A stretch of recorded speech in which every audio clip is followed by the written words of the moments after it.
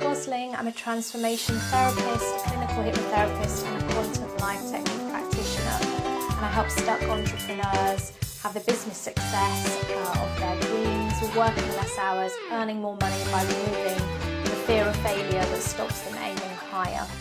So my little story of joy is about how I came to realise that there was very little joy in my life and that I had very little time for joy.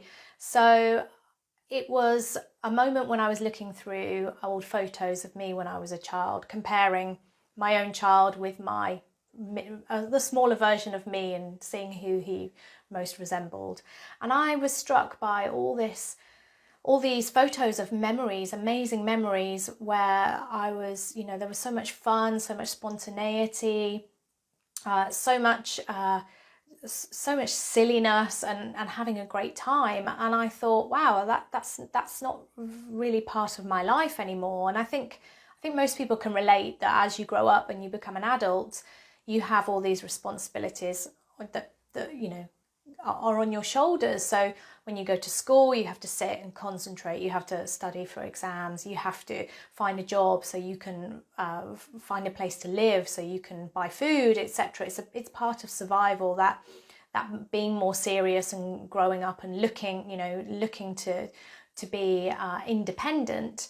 And so I realized that I'd lost my connection with that silliness, with that joy, and most of my experiences of joy at that time were really kind of dependent on what was going on in my external circumstances. So whether I made my income that month, whether I got a full night's sleep that night without being woken up, for example.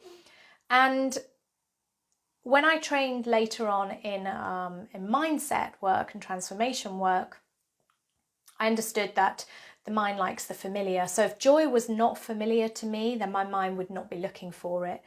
Most of us have lots of negative thought loops that go on during the day.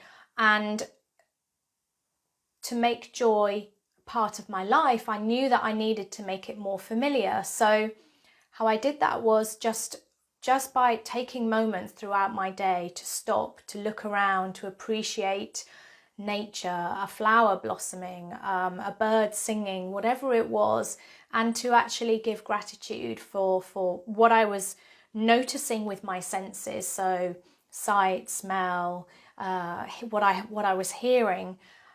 At first it was a little bit mechanical because I was just sort of giving a token, oh, I'm grateful for that today. But I started to create the physical feelings of joy in my body to make it even more powerful. So the warm, tingly sensations of excitement, for example, or the feelings you get when you love someone, those are all feelings that you can create in your body and then kind of translate them to what you're seeing, what you're hearing, what you're feeling around you.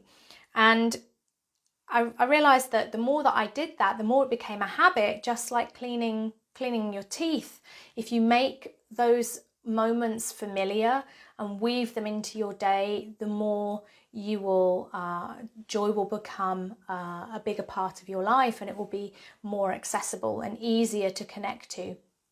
So when I feel joy, I feel powerful, I feel confident, I feel worthy, I feel more resilient, and having those feelings and those physical chemical reactions in my body help me to cope with life's ups and downs because I'm filling up my reserve of feel-good feelings. So when you feel joy, you are able to make your life more extraordinary rather than ordinary, rather than just being in the treadmill of life.